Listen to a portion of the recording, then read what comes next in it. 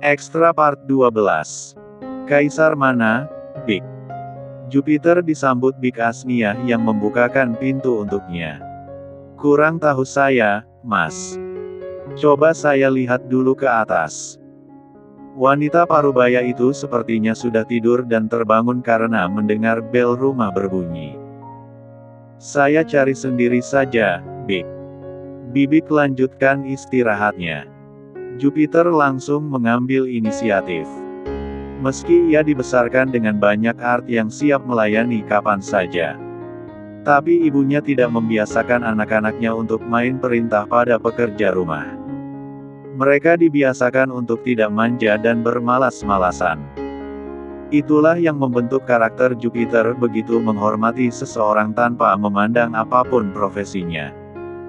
Ia juga bisa membaur mudah dengan mereka. Tadi kayaknya di taman samping, Mas. Coba dilihat dulu. Seru Big Asnia yang sempat membantu Hayu membereskan makan malam tadi. Terima kasih, Big. Jupiter sesekali menatap rumah yang pernah ditempati kakaknya saat awal mula menikah dengan Mayu dulu. Tidak lama mereka menempati rumah ini. Karena Mayu menginginkan rumah yang lebih modern dan lebih besar dari yang saat itu mereka tempati. Oh, iya, Big. Langkah Jupiter tertahan. Ia menoleh kembali ke Big Asnia. Ingin bertanya tentang bagaimana sikap kakaknya selama tinggal di rumah ini dengan istri barunya. Tidak jadi, Big. Tapi akhirnya Jupiter memilih mengurungkan niatnya. Lebih baik ia menanyakan secara langsung pada yang bersangkutan saja. Lagi pula Hayu juga bukan orang yang bisa dengan mudah ditindas. Ia hanya ingin memastikan kakaknya bersikap baik pada wanita itu. Karena niat awal Kaisar mendekati Hayu bukanlah untuk tujuan yang baik. Jupiter kembali melanjutkan langkahnya, mengikuti petunjuk yang Big Asnia berikan tadi. Ia melangkah ke taman samping. Kepalanya sudah menyiapkan banyak cecaran bahkan makian yang akan ia luapkan pada kakaknya, jika memang terbukti benar apa yang Mario katakan tadi. Bahwa kakaknya telah berbuat hal tak waras pada Hayu. Ia tidak akan tinggal diam. Jupiter sudah sangat siap untuk berduel dengan kakaknya. Tapi baru juga keluar satu langkah dari pintu samping. Ia sudah dibuat membeku di tempat ketika melihat pemandangan di depan sana. Tepatnya di ayunan yang memang ada di taman samping rumah itu. Jupiter meneguk ludahnya kasar. Harusnya kamu dengarkan dulu penjelasanku, bodoh. Bukannya langsung kabur. Tiba-tiba suara Mario sudah ada di belakangnya. Jupiter menoleh cepat.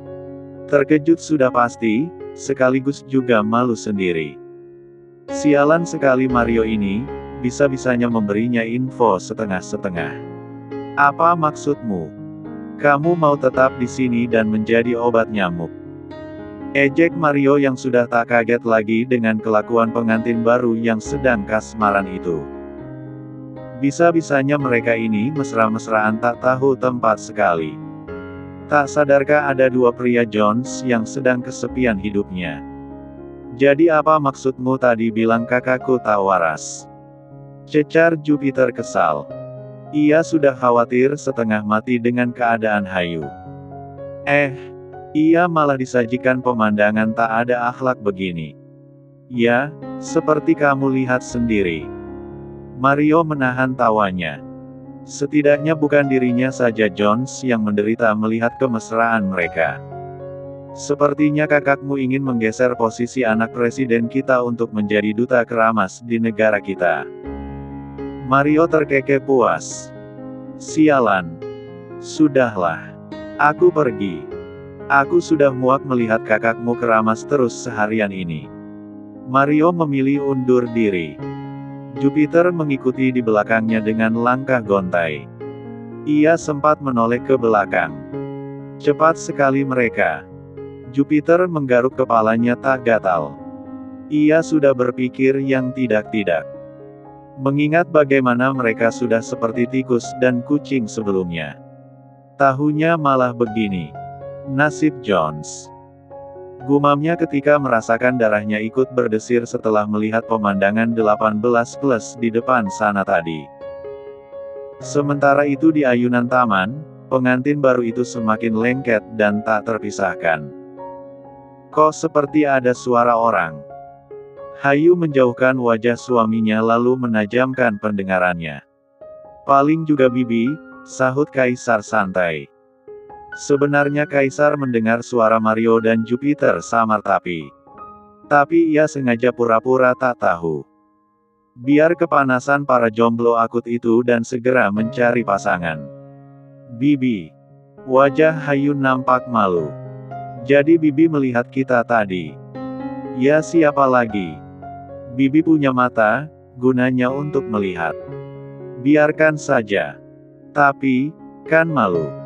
Hayu menutup wajahnya. Kalau di kamar juga kamu tidak tahu malu. Kaisar suka sekali meledek istrinya itu. Ya itu beda situasi. Hayu membela diri. Tangannya mencubit pinggang suaminya yang malah meledeknya itu. Sekali-kali cari sensasi tidak masalah. Kaisar menarik Hayu kembali dalam pelukannya. Kalau aku ada kurang, kamu harus mengatakannya. Kurang. Hayu yang mendengar itu sontak mendongak. Merasa ada sesuatu dari permintaan itu. Pembicaraan juga berubah serius tiba-tiba. Ya misal ada sikapku yang kurang berkenan di hatimu. Contohnya, aku yang terlalu sibuk atau aku terlalu acuh. Kamu harus menegurku, supaya aku tahu salahku dan bisa memperbaikinya. Kaisar hanya tidak ingin kesalahan dalam rumah tangga pertamanya terulang lagi. Mungkin Mayu memang salah, tapi mungkin benar jika ia ikut andil dalam kesalahan yang mantan istrinya lakukan. Hayu yang mengerti arah pembicaraan suaminya lantas tersenyum. Aku bukan hanya akan mengatakannya. Aku akan menerormu dan membuat hidupmu tak tenang kalau sampai mengacuhkanku. Hayu menyandarkan kepalanya di bahu nyaman suaminya. Dengar. Aku pernah melihat ibuku hancur karena pengkhianatan ayahku. Jadi, mungkin aku akan menjadi istri yang sangat menyebalkan dan posesif. Hanya satu permintaanku. Jangan membuatku cemas dan berpikir yang tidak-tidak saat kamu jauh dariku. Beberapa bulan kemudian, Mayu menatap foto maternity sang adik yang diunggah beberapa saat yang lalu. Mayu tak menampik bahwa adiknya itu begitu keibuan dan cantik dengan perut besarnya. Jujur, Mayu merasa iri dengan kebahagiaan adiknya. Sekaligus ada penyesalan yang tak bisa ia ungkapkan. Andai saja waktu bisa diulang. Ia tidak akan menyia-nyiakan Kaisar apalagi bermain api dengan mantan kekasihnya. Mau sampai kapan kamu seperti ini, Mei? Rafael mendesah berat. Meski diam, ia bukannya tak tahu kalau setiap hari istrinya itu terus saja stalking dan mencari tahu kehidupan sang adik dan mantan suaminya. Kamu nggak akan ngerti perasaanku, Raf. Mayu malah kesal tiap kali Rafael menegurnya. Memangnya kamu sendiri ngerti gimana perasaan aku? Rafael mulai jengah-dengah sikap Mayu. Saat bersama Kaisar, wanita itu mengeluh tentang mantan suaminya yang selalu sibuk bekerja. Lalu setelah kini mereka bersama, Mayu malah terus saja mengingat masa lalunya. Kamu marah, Raf? Mayu tak senang suara Rafael meninggi saat bicara dengannya. Ya. Aku marah. Kamu pikir aku patung yang gak punya perasaan? Kamu itu apa-apaan, sih? Wajar kalau aku masih belum bisa move on dari mantan suamiku. Kita belum ada setahun pisah, dan kita pisah pun itu bukan keinginan aku. Ini semua karena kamu yang datang lagi ke hidup aku. Makanya rumah tanggaku hancur. Semua juga gara-gara kamu. Terus sekarang mau kamu apa? Rafael sudah tak tahan dengan sikap Mayu. Di detik ini juga ia baru menyadari betapa bodohnya dirinya yang sebegitunya bucin pada Mayu yang tak pernah menghargai perasaannya sama sekali. Kamu itu memang manusia yang gak tahu rasa syukur. Memang pantas Hayu sekarang bahagia. Karena dia wanita yang baik, dan sudah sepantasnya dia mendapat jodoh yang baik. Jangan bandingin aku sama Hayu. Dia jauh di bawah aku, jadi sudah pasti kita beda. Rafael tersenyum miris. Tangannya mengusap kasar wajahnya. Betapa ia baru menyadari segala kebodohannya selama ini setelah berkali-kali Mayu meninggalkannya. Bahkan ia rela menjadi orang ketiga dalam rumah tangga Mayu. Sungguh ia sendiri tak tahu kemana logikanya selama ini hingga ia bisa dibutakan oleh cinta seperti ini. Kini ia menyadari bahwa Mayu hanya akan mendatanginya jika ada masalah saja. Oke. Detik ini juga, aku ceraikan kamu, Mayu Laksmita. Mulai hari ini kamu bukan istriku lagi. Akhirnya terlontarlah kalimat talak itu di usia pernikahan mereka yang masih seumur jagung.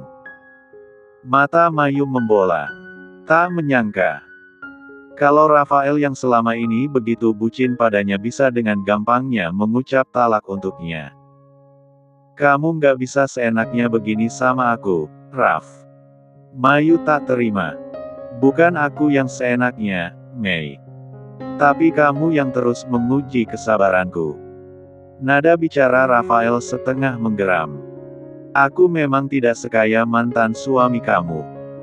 Aku memang bukan pria kaya yang bisa memberi kamu kelimpahan materi. Selama ini aku selalu tulus sama kamu, Mei. Tapi kamu balas begini. Rafael tersenyum miris. Sekarang aku membebaskanmu. Terserah kamu mau apa. Tapi aku ingatkan satu hal. Kalau kamu mencari pria yang benar-benar sempurna, kamu nggak akan pernah menemukannya sampai kapanpun. Rafael langsung mundur dan membawa langkahnya angkat kaki dari rumah itu. Mayu mematung dengan bibir terkunci. Rasanya ia ingin memanggil Rafael untuk kembali atau berlari dan memeluk pria itu. Tapi rasa gengsi jauh lebih mendominasi. Selama ini Rafael yang selalu mengalah dan mengejarnya. Tapi, apakah ia siap untuk kehilangan pria itu setelah Kaisar pun juga sudah bahagia dengan adiknya? Rafa. Kali ini Mayu benar-benar mengejar cintanya. Biasanya ia yang meninggalkan Rafael. Setelah kali ini Rafael yang meninggalkannya, Mayu merasa seperti ia akan kehilangan sesuatu yang sangat berharga. Bahwa ia tidak akan menemukan lagi pria yang bisa mencintainya seperti bagaimana Rafael selama ini mencintainya. Halo, Pak. Pagi-pagi Kaisar sudah stay di dapur dengan celemek gambar kucing yang menempel di tubuhnya. Tangannya mengaduk nasi goreng dengan gerakan kaku. Karena seumur hidup bisa dihitung berapa kali ia memasak. Berbeda dengan Jupiter yang bisa dikatakan lebih pro darinya. Suara apa itu, Kai? Di seberang saja galaksi mendengar suara-suara aneh. Aku lagi masak, Pak. Kaisar tak malu mengakui itu. Ia ingin sekali-kali melakukan hal yang manis untuk istrinya. Kaisar belajar dari pernikahan pertamanya. Mungkin ia yang terlalu mengukur kebahagiaan dari segi materi sehingga mantan istrinya merasa bosan hingga mencari pelarian. Setelah ia pikir lagi, kesalahan mungkin tidak hanya ada di Mayu, tapi juga dirinya. Dan itu ditambah komunikasi yang buruk di antara mereka. Padahal itulah kunci keharmonisan yang utama. Kamu masak. Terang saja galaksi heran. Jika Jupiter yang memasak, ia sudah tak heran lagi. Tapi kalau Kaisar yang masak, maka ini sangat dipertanyakan. Iya. Lagi pengen menyenangkan istri saja. Sudah dulu, ya Pak. Nanti aku ke rumah. Ya sudah. Ya sudah. Kamu matiin teleponnya. Papa tunggu di rumah. Sambungan telepon terputus. Kaisar fokus kembali ke masakannya. Ini kurang apa, ya? Kaisar mencicip nasi goreng buatannya. Dibilang asin, sudah asin. Sudah ia beri micin juga. Tapi rasanya tetap tak seenak nasi goreng buatan istrinya. Masakan Hayu sudah tak diragukan lagi kelezatannya.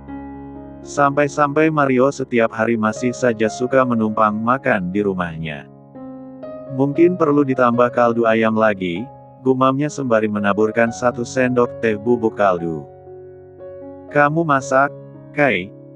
Seperti biasa, Mario selalu datang tanpa dijemput, pulang pun tak diantar. Sudah seperti jelangkung saja asistennya itu. Diam, Mario. Aku sedang sibuk. Kaisar kesal sendiri ketika merasai masakannya tapi rasanya malah semakin hancur. Astaga! Mario menengok masakan apa yang sedang dibuat atasannya itu. Cuma bikin nasi goreng saja, kamu bilang sibuk, Kai. Coba kamu cicipi. Ini kurang apa? Ya mana ku tahu. Ya makanya dicicipi, bodoh. Kaisar langsung menyuapkan nasi itu ke mulut Mario yang cerewet itu dan membuat Mario gelagapan karena nasi itu masih panas. Rasa apa ini? Sudah panas, rasanya membuat perut mual pula. Kamu kasih micin berapa kilo ini, Kai? Mario menelan nasi goreng itu dengan sangat terpaksa. Lidahnya rasa kebas karena panas dan rasa aneh yang disuguhkan. Apa rasanya semengerikan itu?